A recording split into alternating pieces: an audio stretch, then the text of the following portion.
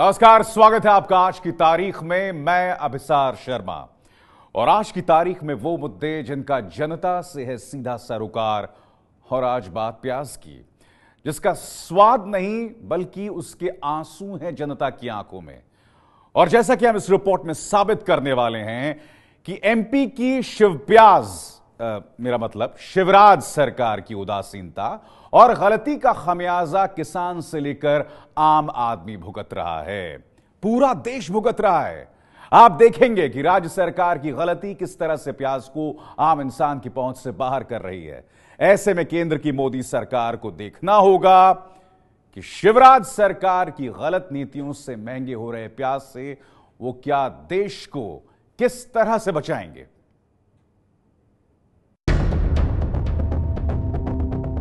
आपकी TV screen पर 3 तस्वीरें हैं। बाईं तरफ देश के प्रधानमंत्री मोदी दिख रहे हैं, जिनके नीचे लिखा है मोदी की आंख में। दाहिनी तरफ है मध्य प्रदेश के सीएम शिवराज सिंह चौहान, जिनके नीचे लिखा है शिव प्याज के आंसू। और बीच में है प्याज की तस्वीर, जिसके नीचे लिखा है 10 दिन में 119% महंगा। प्याज के तेजी से बढ़ते दामों से मोदी और शिवराज का रिश्ता समझाएंगे आपको एक एक करके। इसके पहले आप जानिए कि प्याज पर इस चर्चा का मतलब क्या है।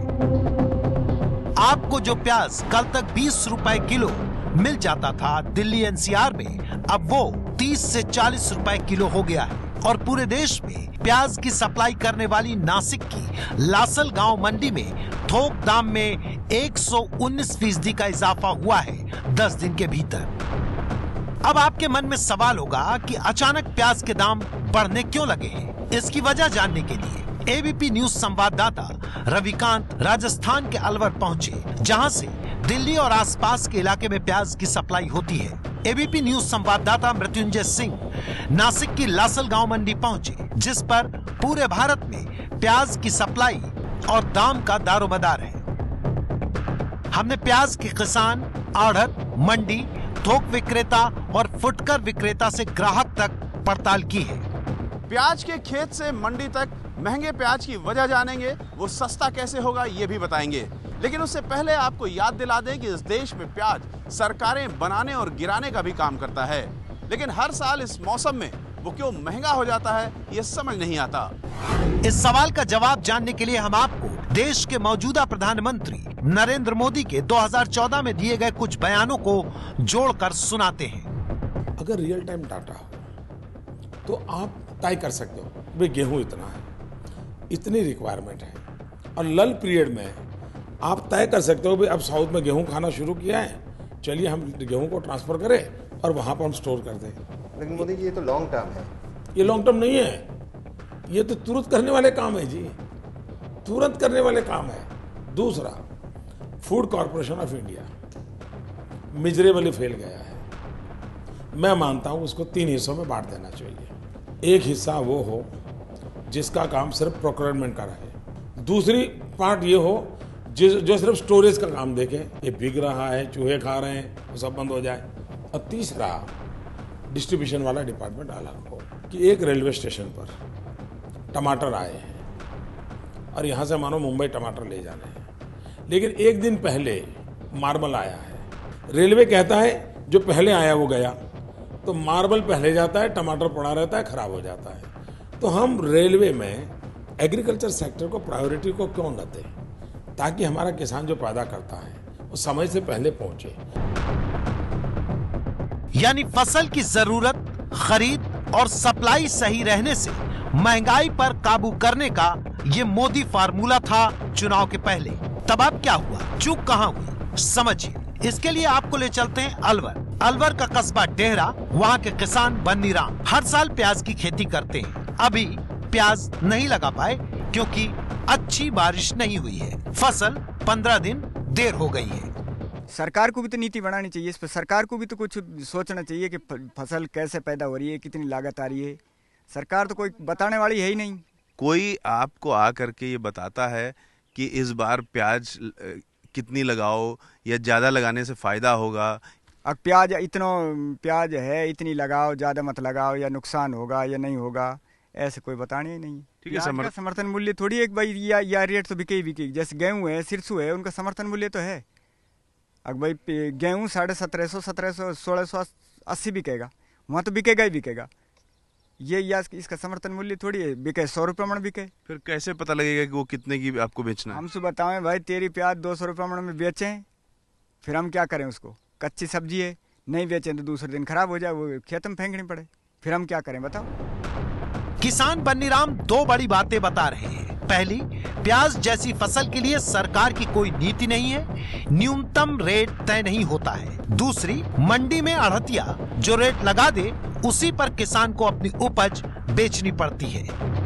यानी नरेंद्र मोदी खाने पीने की चीजों की महंगाई रोकने का जो फार्मूला चुनाव से पहले बता रहे थे वो किसानों तक नहीं पहुंचा पाए हैं। तो मंडियों में आढ़तिये क्या कर रहे हैं, कैसे रेट तय हो रहा है और कैसे आपको नुकसान हो रहा है, सुनिए अलवर मंडी समिति के चेयरमैन रमेश ओढ़वानी से।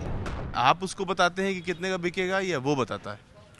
नहीं, किसान मन बना के आते हैं वहाँ से, उसमें सिर्फ 50 पैसे से 1 रुपये किलो डिफरेंस होता है। या तो गाड़ियाँ कम लगी तो भाव 1 रुपये किलो कम बिक सकता है। बाकी ऐसा कुछ नहीं है कि 5 रुपये किलो वाली प्याज हम हमारे मन से 10 रुपये किलो बेच दें, या किसान की 10 रुपये किलो वाली है तो 5 रुपये किलो बेच दें। किसान स्वतंत्र है, हो सकता है हमारे पास भाव नहीं बढ़े, किसान यहाँ से आगे दिल्ली ले आ सकता है माल। महंगे प्याज की कहानी कहते दो चेहरे। किसान कहता है मंडी दाम तय करती है और मंडी का थोक खरीदार यानी अढ़तिया कहता है कि किसान दाम तय करता है।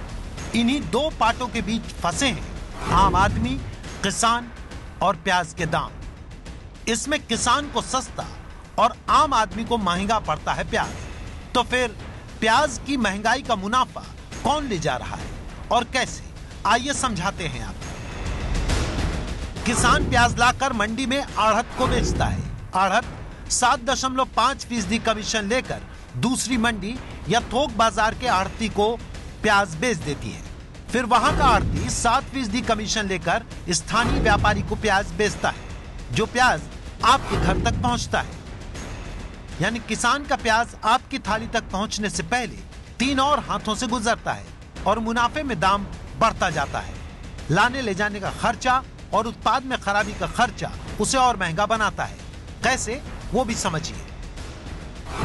अभी अलवर मंडी में 16 रुपए किलो का प्याज जब दिल्ली पहुंचता है तो उसमें 3 रुपए प्रति किलो भाड़ा और मजदूरी जुड़ जाता है। तो आढ़त में पहुंचते पहुंचते ही प्याज 19 रुपए किलो हो गया। यहाँ आढ़त 6% कमीशन और 1% मंडी फीस लगाकर 20 रुपए किलो रिटेलर को बेच देती है। रिटेलर को भाड़ा, मजदूरी, दुकान, खराबी सब देकर ये 22 रुपए किलो पड़ता है, जिसे वो आपको 25 से 30 रुपए किलो बेच रहा है। तो ये तो हुआ आपके पास पहुंचे महंगे प्याज का हिसाब, लेकिन ये तो हमेशा होता है। सवाल ये है कि आखिर प्याज 10 दिनों के भीतर इतना महंगा भला कैसे हो गया? तो यहाँ पर एंट्री होती है शिव प्याज की। हमने कहानी के शुरू में आपको एक साथ 3 तस्वीरें दिखाई थी। मोदी की आंख में, शिव प्याज के आंसू। अब समझिए कि आज महंगे हो रहे प्याज में मध्य प्रदेश के मुख्यमंत्री शिवराज सिंह चौहान की क्या भूमिका है, यानी मोदी की आंख में शिव प्याज के आंसू क्यों हैं? मध्य प्रदेश में जून जुलाई महीने की तस्वीरें देखिए। प्याज बेचने के इंतजार में मीलों लंबी लाइन।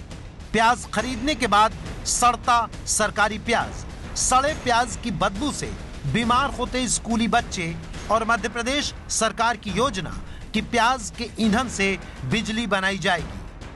हुआ यूं कि मध्य प्रदेश में जनवरी मई के महीने में प्याज की बम्पर फसल हुई और जैसा कि होता है इस बम्पर फसल को ना तो खरीदार मिले और ना ही दाम। नतीजा बर्बाद किसान और बर्बाद किसान का बेहद उग्र आंदोलन। ऐसे में शिवराज सरकार ने आनन फानन में किसानों से 8 रुपए किलो में प्याज खरीदना शुरू कर दिया और उसे 2.5 रुपए किलो में सरकार बेचने भी लगी। इसमें व्यापारियों ने दूर दराज के किसानों से 2 रुपए किलो में प्याज खरीदकर सरकार को 8 रुपए में बेचना शुरू कर दिया। सरकार जब तक सावधान हो, किसान और मुनाफाखोरों ने सरकारी गोदाम भर दिए। गोदामों की क्षमता से ज्यादा खरीदा गया प्याज बाहर भी डाल दिया गया। मानसून की बारिश में प्याज सड़ने लगा। मध्य प्रदेश की सरकार के पास ना तो कोई योजना थी कि किसानों से खरीदी गई इस प्याज को देश के दूसरे राज्यों में भेजा जाए, न ही इस प्याज को कैसे बचा के रखा जाए। नतीजा वही हुआ कि किसान को दाम नहीं मिले और प्याज रखे रखे सड़ने भी लगी।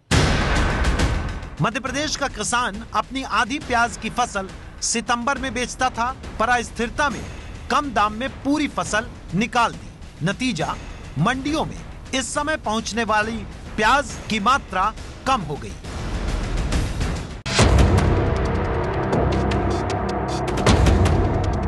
इस बात का सबूत हमें दिया दिल्ली की आजादपुर सब्जी मंडी के अध्यक्ष राजेंद्र कुमार शर्मा ने। इन्हें ध्यान से सुनिएगा, तब आपको मोदी की आंख में शिव प्याज के आंसुओं का पूरा मतलब समझ में आ जाएगा। प्याज बहुत ज्यादा थी देश में।